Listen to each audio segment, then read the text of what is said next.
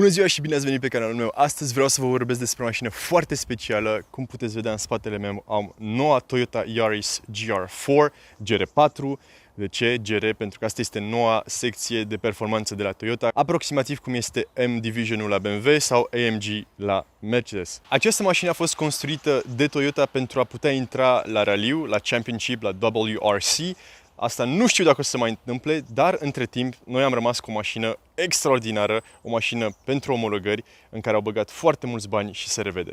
Vă propun deci să facem o mică tură și să începem cu fața mașinii. În primul rând, mașina asta nu mai împarte nimic cu Yaris-ul normal. În afară de faruri, stopuri și oglinzi, nu împarte absolut nimic cu Yaris-ul normal. Din câte puteți vedea, asta este un coupe în două uși, iar Yaris-ul normal este în patru uși. Asta, deci, este o platformă complet diferită, este mai lată, este mai lungă, este mai joasă și asta sună foarte dubios când o spun așa. Dar haideți să trecem la fața mașinii.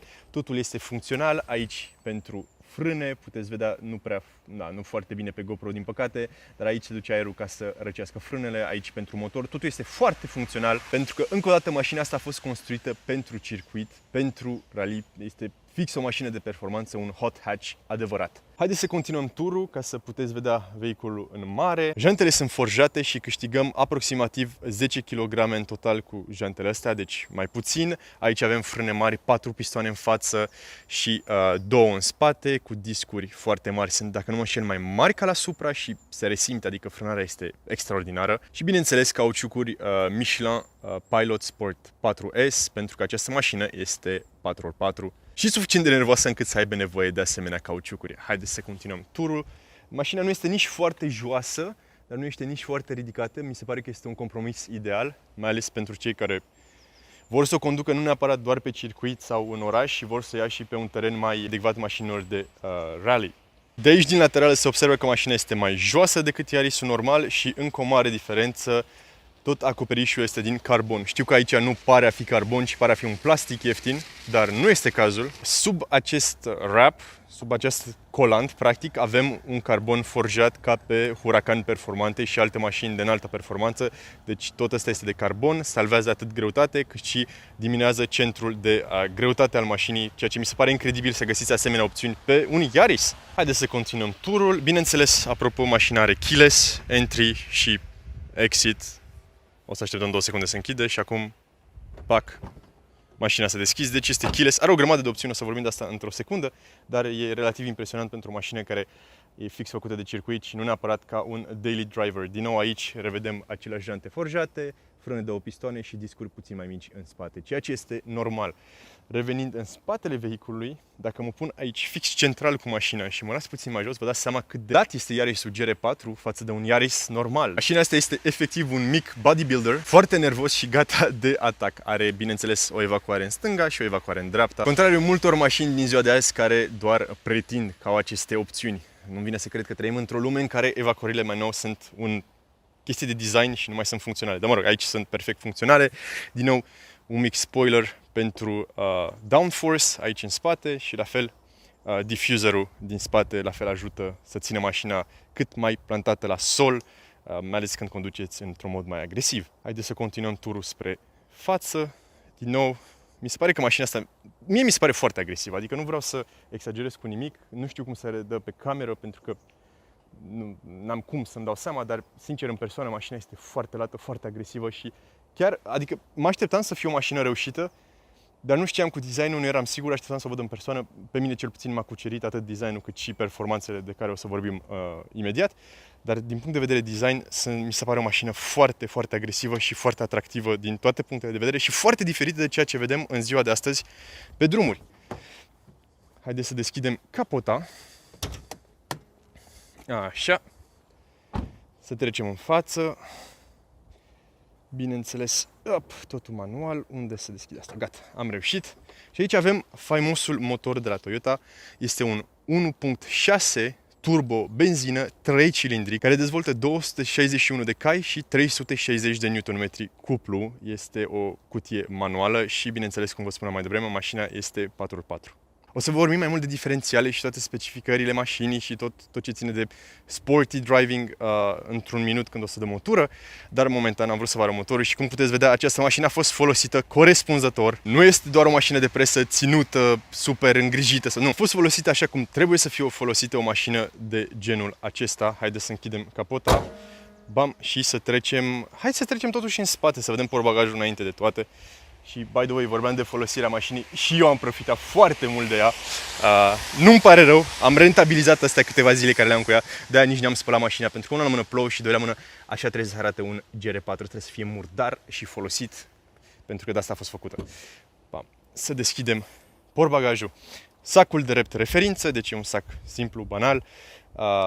Da, nu este imens, deci nu este portbagajul cel mai practic, suntem undeva în jur de 180 de litri. Nu vreau să rămân să discutăm de practicalitate, pentru că asta nu este Yaris normal, asta este versiunea de performanță și, sincer, nu mă interesează. Bam, trecem mai departe. Haideți să vedem spațiul în spate.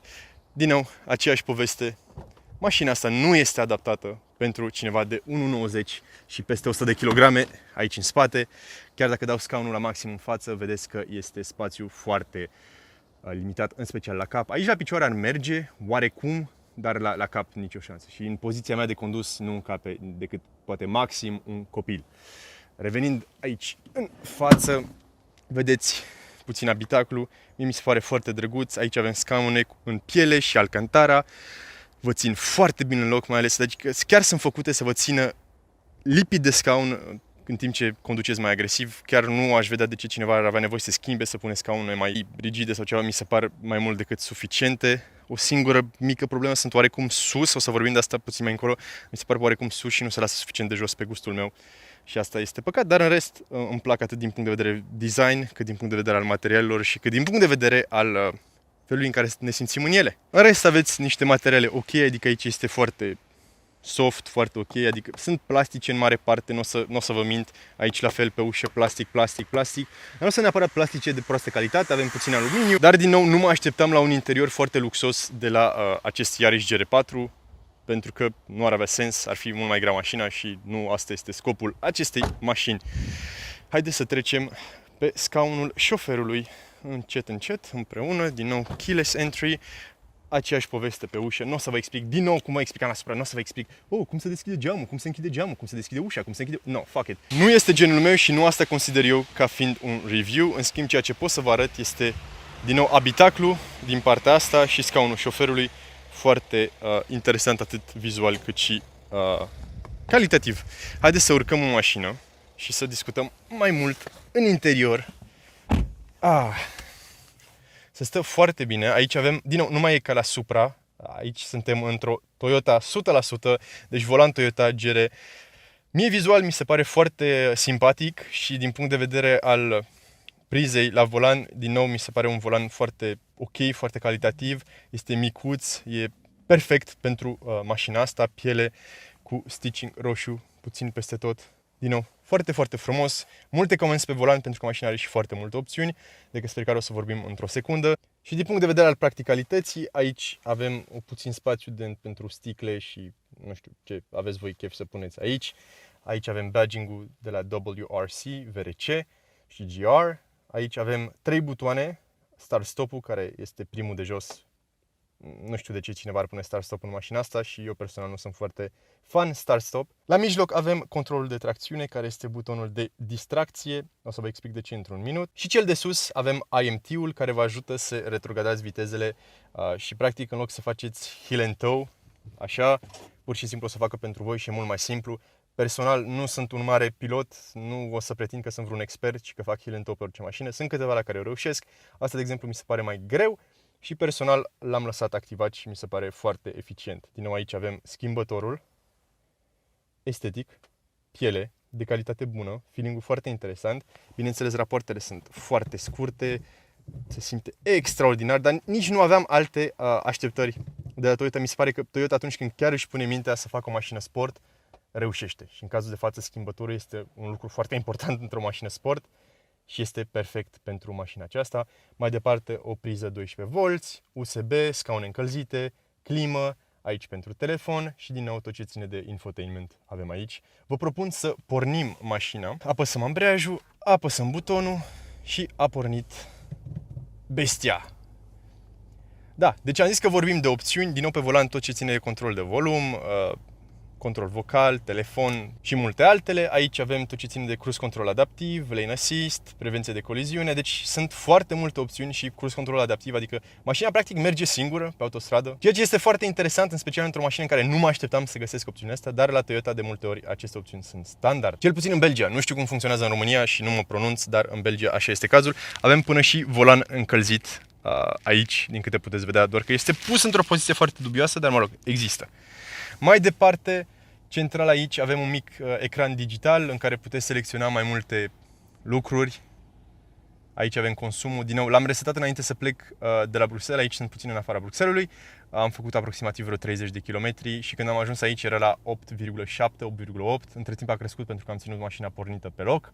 Și da, mă rog, dar în mare, ca să știți, consumă undeva în jur de 9 litri pe oraș, în trafic normal spre dens, iar ca să zicem într-un uz foarte econom, adică nu am început să-i dau, am schimbat undeva în 2000 și am mers foarte, adică în limitele legale. Asta ca să vorbesc despre consum, pentru că nu am chef să vorbesc mai mult despre consum, nu mi se pare că ar trebui să fie un punct important la această mașină, la Yaris e normal, da, dar la asta nu ar trebui să conteze. În rest avem deci un afișaj clasic cu acuri clasice, nimic extraordinar, nimic extravagant, dar în același timp foarte clar, suficient de mare și vă conferă o vizibilitate foarte bună asupra vitezei și a turaților. Îmi lipsește un heads-up display, trebuie să recunosc. Mi-ar fi plăcut pentru că am devenit addicted la chestiile astea în mașini, dar cred că din nou este mai mult o pretenție decât ceva absolut necesar. Din nou vedem aici volanul. Mie îmi place foarte mult interiorul mașinii, mi se pare că este perfect adaptat pentru mașina asta și aici revenim la infotainment. Aveți tot ce ține deci de conectivitate Bluetooth, telefon, GPS, Android Auto, Apple CarPlay și toate chestiile astea care apar pe majoritatea mașinilor, deci este bineînțeles și touchscreen și totul funcționează ok, nu știu, home, menu, e suficient de intuitiv și cam atât. Nu vreau să rămân foarte mult pe infotainment pentru că asta mi se pare a fi atracția principală a mașinii. Atracția principală a mașinii este acest buton, pe care îl numesc eu butonul magic. Aici suntem în modul ei normal. Când apăsăm, suntem în normal. Asta înseamnă că 60% din putere se trimite la roțile din față, iar 40% la roțile din spate. Dacă dăm spre stânga, mașina trece în sport. Aici trecem la 30 față, 70 spate. Dacă combinați această opțiune cu traction control off, cu control de tracțiune complet dezactivat, puteți face niște drifturi, niște donuturi. În momentul ăsta mașina se va transforma în aproape o propulsie clasică și va trece în modul ei cel mai jucăuș. Dar modul meu preferat și sincer cred că este și cel mai eficace dacă vreți performanțe pure, este modul track, deci circuit în care puterea este 50-50 și toate diferențele se blochează. Suntem efectiv aici, mașina devine o rachetă mică pe roți, e incredibil felul în care pleacă de pe loc, felul în care ține strada. E efectiv, nu știu, e modul meu preferat. Eu personal am condus-o majoritar cel mai mult în track, mai puțin acum când am făcut testul de consumație în care eram în normal. Dar da, track este butonul magic. Dacă vreți să vedeți cum arată aici display-ul, deci suntem în mod normal, modul track, modul sport, da, mă rog, și dacă dezactivăm totul o să se panicheze mașina. Oh, nu mai avem sisteme, bla bla bla. Parcă mașina se strică, s-a prind toți smarturii ăștia galbeni, nu-mi place. Dar mă rog, în fine. Asta este ceva clasic la Toyota când dezactivați traction control-ul, se dezactivează toate sistemele alea de securitate despre care am vorbit acum câteva minute. Eu vă propun acum să dăm o mică tură cu mașina și să vorbim mai mult despre partea mecanică și despre cum se resimte în spatele volanului, etc., etc. și să profităm puțin de performanțele ei, pentru că chit că plouă, mașina este 4x4 și este adaptată la orice tip de teren. Hai să vedem dacă este o adevărată mașină de raliu sau nu. Bun, hai să dăm o mică tură cu mașina. Primul lucru care îl menționez înainte să plecăm este una la mână. Ce nu-mi place în mașina asta e foarte rapid. Aici retrovizorul este foarte mare și ocupă o mare parte din vizibilitatea în față. Asta mi se pare puțin păcat. A fost gândit cam ciudat din punctul meu de vedere, mai ales că geamul din spate e relativ micuț și la nivelul spațiului aici la cap, scaunul nu se lasă, adică e lăsat la maxim, nu sunt foarte jos și totuși sunt cam fix la 1,90, dar nu contează. Toate astea am loc, e perfect. Haideți să dăm o tură. Și plecăm.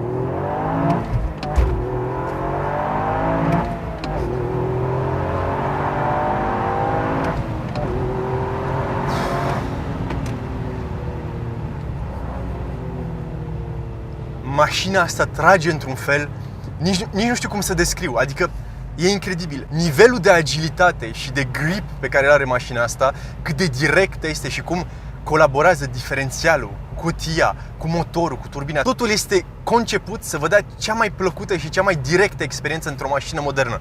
E incredibil felul în care trage mașina. Hai să trecem din nou într-a treia, aici în curbă, pe ploaie. Perfect! Nu zice nimic. 7000 de ture, next. Bum! Deci e atât de directă, atât de simplă de condus. Mi-a ieșit heel and toe de data asta, nu eram în MT. Ai totuși să activezi MT-ul, că e mai ok. Nu am chef să abuzez mașina pentru că nu sunt vreun pilot profesionist. Da, ce pot să vă spun? Wow! Deci, Toyota, am condus GRMN-ul. GRMN-ul avea un motor de 1.8 cu supercharger și avea mai puțin cai. Era tracțiune față și mi-a plăcut foarte mult. Deci știu deja de ce este capabilă echipa JR de la Toyota. Știu că fac niște mașini incredibile, dar asta este cu totul și cu totul la alt nivel. Deci nici măcar nu se compară. E la fel de rapidă ca Supra în launch. O să vă arăt asta într-o secundă. O să facem un mic launch acum. E ceva... Ei spun că e undeva în jur de 5 secunde, 0%. Feeling-ul care l-am din spatele volanului îmi indică că este ceva mai rapidă. Nu știu, nu am vreun timing gear ca să vă spun da, are atât sau atât, dar pleacă într-un fel monstruos. Hai să facem un launch.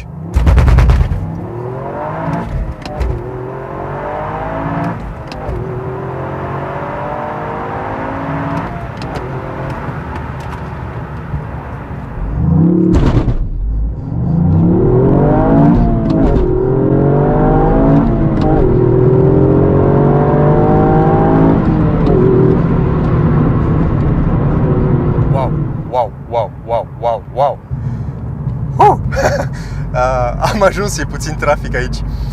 Hai totuși să vă spun și despre cum ar fi să o conduceți ca daily. Nu o recomand. Nu, ca daily nu o recomand. Nu se compară cu un Golf care e mult mai comod, mult mai practic, etc. Deci, clar nu. Ca mașină de circuit, nu cred în momentul de față că există ceva mai eficient și mai fun și mai amuzant și mai direct în experiență, mai mecanic decât Toyota asta. Este pur și simplu ceva unic, foarte. Deci e genială și felul în care se schimbă vitezele și felul în care comunică totul e... Wow! Da, clar, cum ziceam, ca daily e puțin zgomotoasă, cel puțin zgomotul de vânt se aude în interior, mai ales la viteză. Acum plouă, se aude și puțin zgomot de la cauciucuri. Deci nu este o mașină comodă. Nu e o mașină pentru cineva care vrea un hot hatch daily. Clar nu. Asta este o mașină pentru cineva care vrea o mașină de circuit, care vrea o mașină care o ia weekendul și vrea să plimbe cu ea, care nu-l interesează nimic decât performanța directă a mașinii. Pentru o persoană care e interesată doar să facă asta,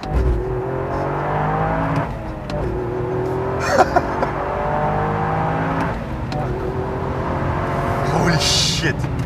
Hai să frânăm totuși că nu se știe niciodată ce ne așteaptă după colț.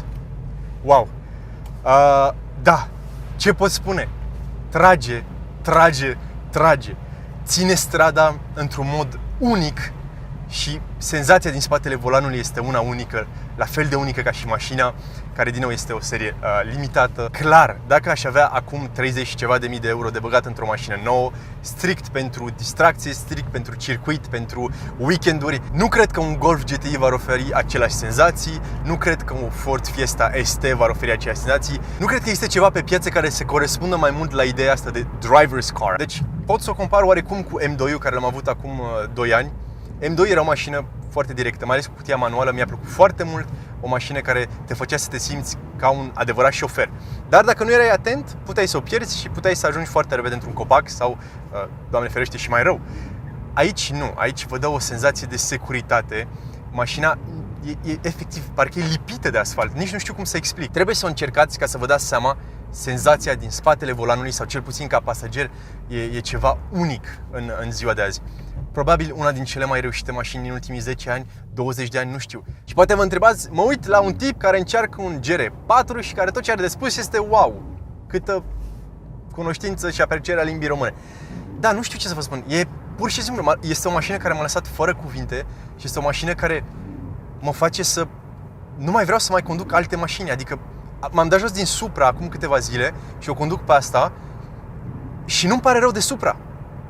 Deloc. Și nu mă așteptam să spun asta, pentru că ador Supra, mi se pare o mașină genială. Dar GR4 ăsta are ceva în plus. Acum, care este concluzia mea? Este una foarte simplă. Am repetat-o și am repetat-o. Dacă căutați un hot hatch de zi cu zi, nu vă uitați la GR4, nu cred că e pentru voi. Dacă vreți o mașină cu adevărat performantă, de weekend, de plăcere, aici vă opriți. În banii ăștia nu cred că puteți găsi o mașină nouă, cu garanție, contează. Știm toți că contează, mai ales dacă conduci așa.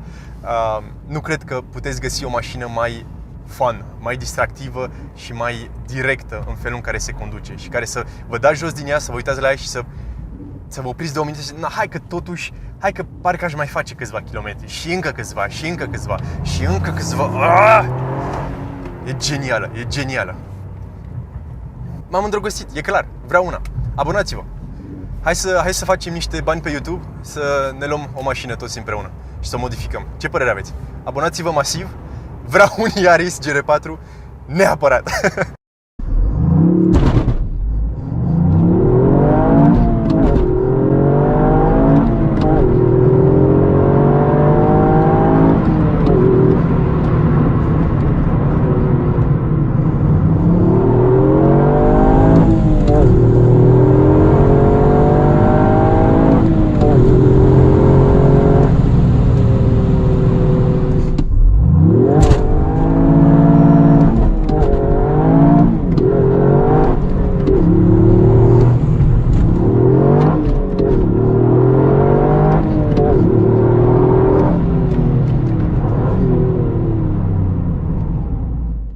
Așa că abonați-vă!